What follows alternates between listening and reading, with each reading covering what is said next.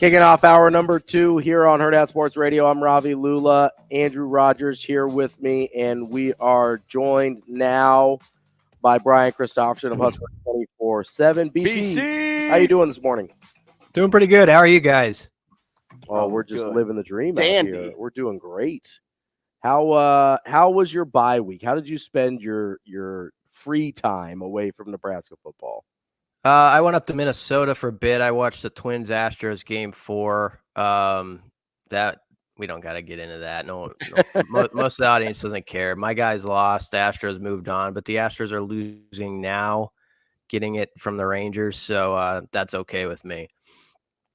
BC, we just got done talking a little bit about the quarterbacks, well, beyond with Casey Thompson, but before that, we were talking a little bit about Jeff Sims and the new role that he's kind of in now and how that was kind of like finally talked about, right? We saw it on the sidelines. We saw how happy he was for Harburg in moments throughout the game, but nobody really ever got to like the nitty-gritty details of what Jeff Sims has become. How hard do you think it was for him to be the guy coming in here, getting the single-digit number? Everybody was like, Jeff Sims is our hero, to now having to be in the passenger seat to your backup, but still hold the level of maturity he's had to be able to be the ultimate teammate on the sideline. Yeah, first off, I'm sure it's extremely difficult if you're a competitor like that. And, he came here on a mission. I remember he was at Big Ten Media Days, and he was talking about how he had tried so hard to learn everybody's name. Remember that? He was putting stuff on the he was going home and doing his, research on guys' names so that he could, when he see him in the hall, he would know all the new guys on his team. He's a guy who really adapted well to the locker room. Guys respect him, and you got to give him a lot of credit for, at a time where some people would have hung their heads and sort of checked out. He hasn't. And, there's still football in his career ahead. I know we didn't see the best so far of him at Nebraska, but we don't know what's around the corner, even in this season.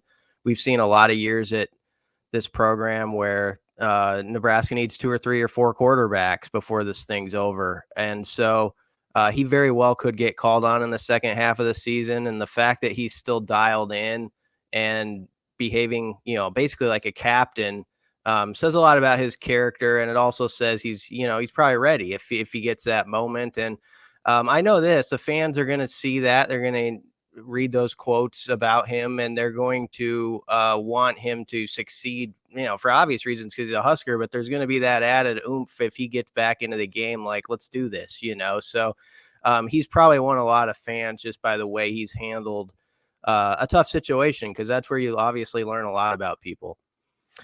BC, we were talking earlier, Andrew and I were, about how maybe when Coach Rhule was talking about Jeff Sims as his guy, and like they went out and found a guy that they really wanted, like how much do you think maybe that had to do with his just kind of mindset and character as opposed to his skill set, which obviously there's a huge amount of talent there, but I mean, did we maybe overlook that other part?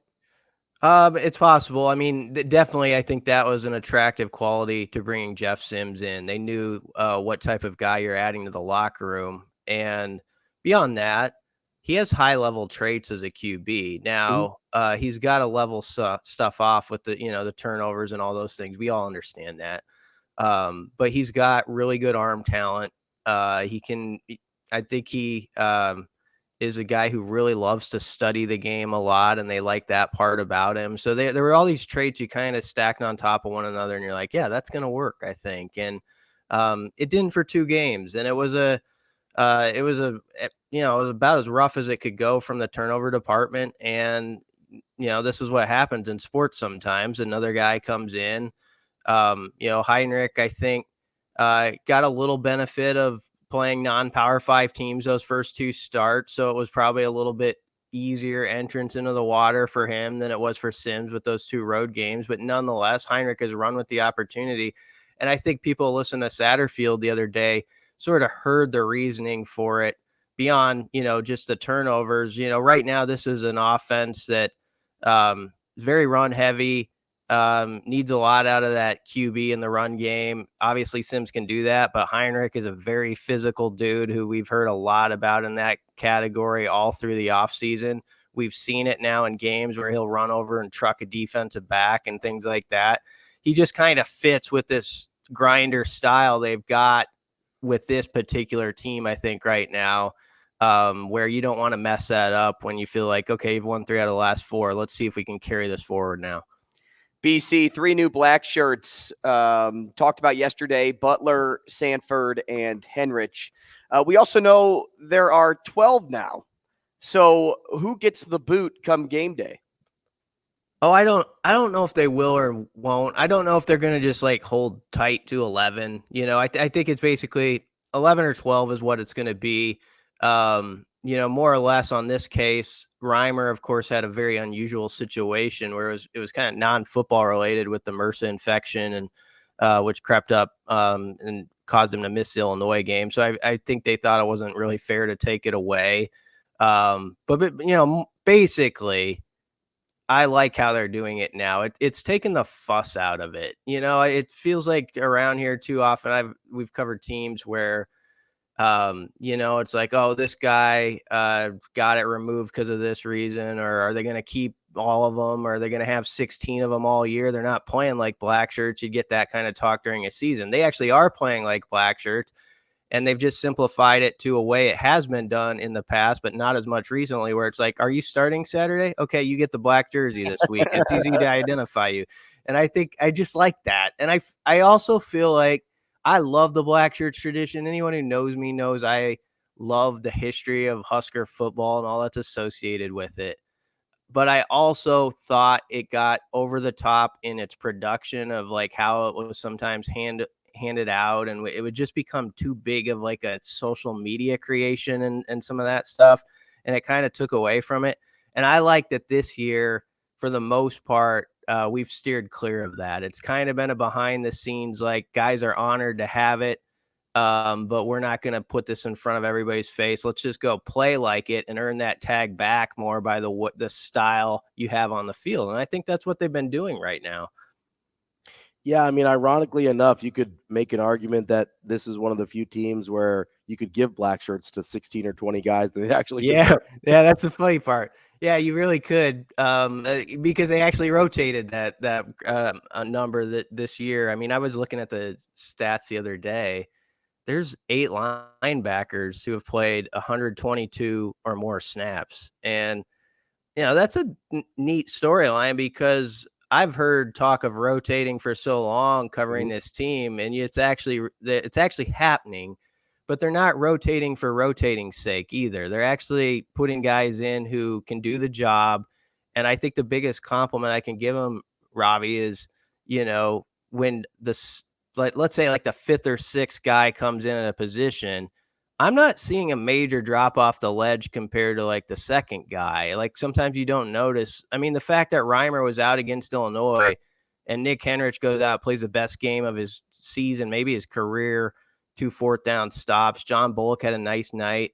You just didn't notice it as much. And that's a credit to, guys being ready for their number to be called, and kind of goes back to the Sims question. If he can be ready now, if he gets called at some point. Yeah, BC, you mentioned the linebackers. It's kind of the same thing on the defensive line, though, as well. And I mean, you can make the argument it's true at all 3 levels of the defense. We saw Ty Robinson out for the first half of a game, and Nash Upmacher is kind of emerges on the scene. You see guys moving around and, going from that jack spot to an end spot. And I mean, half the time I don't even notice when somebody important's not out there because the defense, like you said, there's really no drop off. Yeah, and I'm not noticing sometimes when guys switch technically what they're doing within the defense. Maybe it's just my lack of football IQ, but for example, this week Rhule's talking about like chief borders and accepting like playing more D-line and stuff like that. And sometimes the way they move them around, it's like, okay, he's D-line compared to Jack. I don't even pick it up during the game because they move around so much that it's not that noticeable. And that's a compliment. I think that's happening with Jamari Butler. He's a guy who's been moved around. And if there's one guy I'm really fired up about for this second half, and I just hope it takes off. It's Jamari Butler, because I've written probably 30 stories about that guy over 3 or 4 years, and they've all kind of been the same about he's building to something. He was a raw player when he came in. It's just around the corner. We might have just turned around the corner against Illinois. Let's see. But he had a great game, played 56 snaps, 1.5 sacks, could have had more, honestly. They need somebody like that. If he can disrupt at another level, that changes the defense even more. BC, turn around for me. I want to see Butler written on the back of your shirt there, like a shirt. It doesn't shock me that you've been all over that guy. Yeah, I don't have it written on this particular shirt. That one's in the wash right now. But Okay, I do have a couple. Yeah. BC, so the Huskers open as a double-digit favorite against Northwestern, and it's kind of crazy to think that one of these teams after Saturday will be 4-3. So a two-part question for you. Do you think, for one, that the line is spot on if Ben Bryant doesn't play?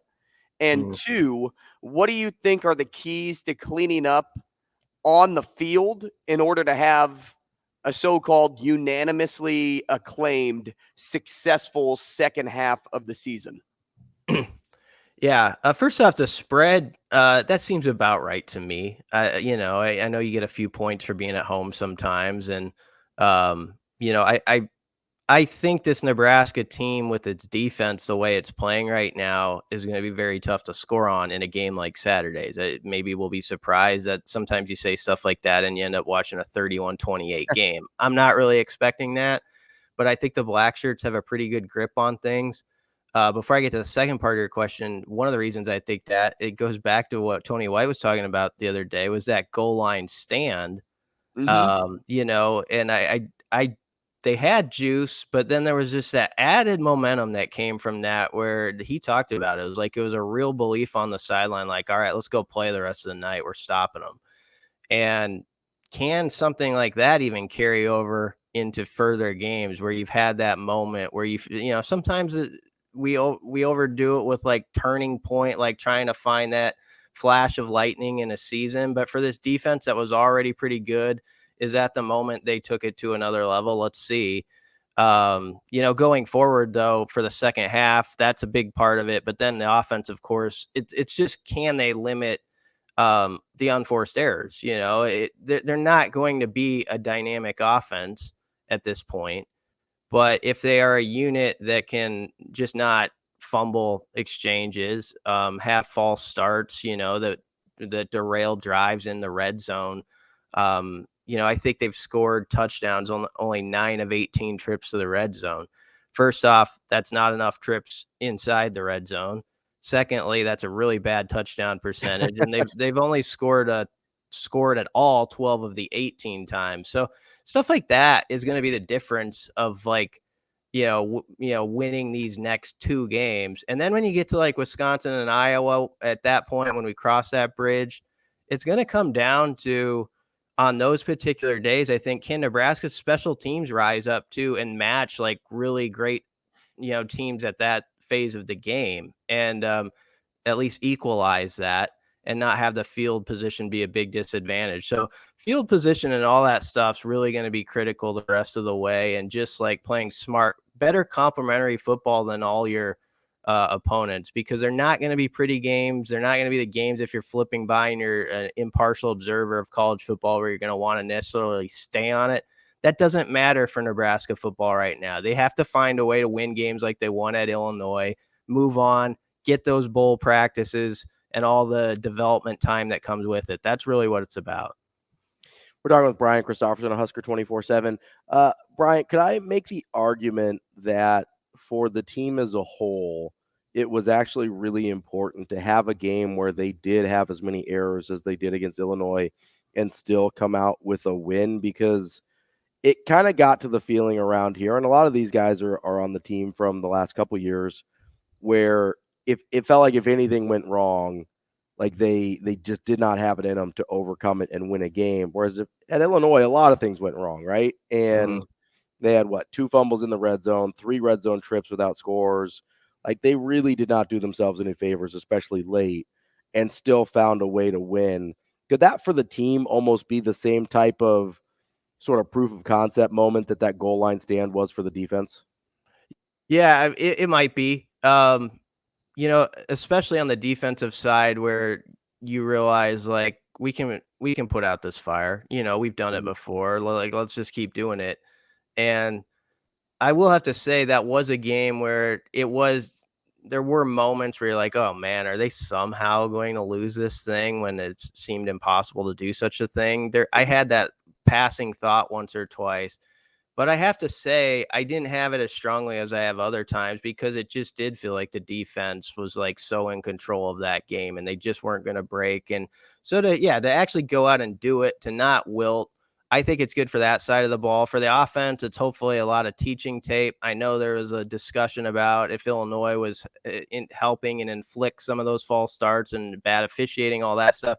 But you got to know going forward, teams are going to try to test that. They're going to make you prove you can clean that up. So we need to see that from this offensive line. And, we need to see a group that's just a little more dialed in on that side of the ball. But it was a team win at the end of the day. And I think as much as us, on the outside, we're like, oh, the defense played great. The offense was kind of a clunker. I get the sense inside the walls it's not very much like that, and that's a good thing for them to have, where there's an understanding of strengths and weaknesses, but also you're in it together, you're playing off of each other, and you just got to pick somebody up if they make a mistake. So that's a good thing when your team's behaving in that way. BC, what do you think about the progress of Tristan Alvano since the start of the season? Being a freshman kicker, a true freshman coming in, got to be a little bit nerve-wracking adjusting from high school to college, especially when you come in as an in-state recruit. But he went 0 for 3 on his first set of field goals, and then he got a little more comfortable in the 30 to 39-yard range against Illinois. Where do you see his freshman career going the rest of the way? Yeah, I don't know for sure where it's going to go. Kicker is such a hard position to just like feel like, okay, he made that one, he's definitely going to make the next one. Because they always say, you're only as good as your last kick. It's like all of our jobs, really, I guess. You're only as good as your last segment or your last story sort of thing. But it can't hurt that he saw a couple go through last game. And the third one that he missed, it was kind of a tricky hold. It didn't feel like it was like ideal for him. So maybe there's a escape clause on that one for missing it. Michael Bruns, my coworker, talked to him after the game, and he was pretty confident about like making those kicks and what it meant going forward. So I think he was looking for a game where he made multiple kicks, got a little momentum, and was feeling good about things. And, I think it's going to be a big deal when he can have that like 45-yarder, the little longer kick, and it goes through. That one to me might be the one that really like, okay, we're going with the wind behind the back now type of kick. So hopefully he gets that soon.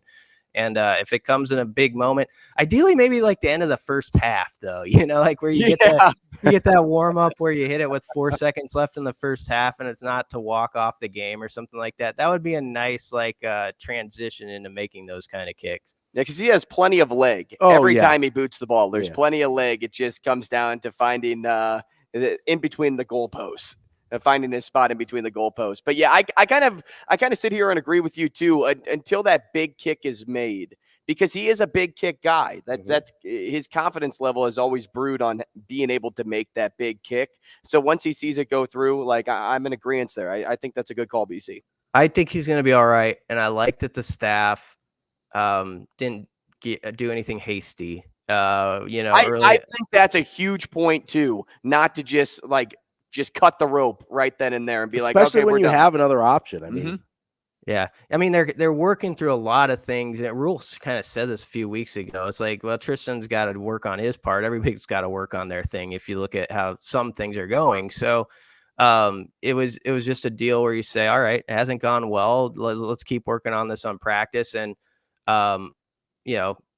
he's obviously got it in his skill set to be a great kicker here, and I think he will be over time. It's not easy to adjust to this level and all the pressure that goes with it. It's just a different game, and if he can find his rhythm at the end of this season, like a lot of guys, that's sort of that's the fun part of where we're at now. Guys can build and use this as a trampoline into 2024 too. So that's what we're watching here as we go into the second half.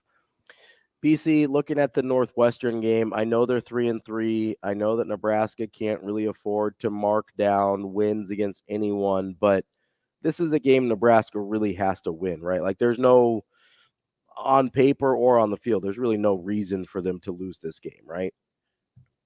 Well, yeah. I mean, it's definitely not a given, as anyone around here knows, but it's when you look at the slate in front of Nebraska and getting to 6-7 wins, whatever it's going to be, yeah, get this one, please, for the sake of sanity around here. There's an opportunity this week and next week, frankly, to make November pretty interesting around here. And I'm not talking about West Division titles and stuff like that. If we get to that on November 15th and we have those type of discussions where Nebraska needs this to happen or that to happen, that'll be fun too. But right now, they do have to take the approach on any given week. You're going to have to scrap like heck to get a win. And I think that's the way they're taking it. Rhule had that comment this week. It kind of flew by, but it was like, some teams have that ability where they can have 3 or 4 games where they really have to be up because they have that type of talent where they can survive the other 8 weeks or whatever. He said here right now, every week you got to be up to beat Northern Illinois. You got to be up to beat Louisiana Tech and Northwestern. So that's the way they have to look at it. But yeah, Robbie, I mean, they got to get this one from the outside looking in because you got a little momentum right now. You're feeling good coming out of the bye. This fan base is at least sitting up in their seat. I think it was a pretty bummed out Husker fan base after Michigan, even though that was sort of an expected loss. The way it happened, people are like, man, what's going on? Like, it's tough to spend 3 hours over there watching that. And so they got people back a little bit with a win. Now in their front of their home fans, you got to go get it done. And, all those people are taking their whole day to watch it, make it worth their while. I think that's a big part of this too. Brian Christopherson, Husker 24/7. BC, we appreciate your time. We'll talk to you again next week. Yep. Thanks, guys. Thanks, BC. Yep. That's Brian Christopherson. Before we head to break, I want to tell you about our friends over at Big Brothers Big Sisters. It's their mission to support one-to-one mentoring relationships that ignite the power and promise of youth. Go to mentoromaha.org to sign up and become a big or to donate. You know who would be a great big? Who's that? Jeff Sims. Jeff Sims would be a great big. Go to mentoromaha.org to become a big. More Hurrdat Sports Radio coming up next.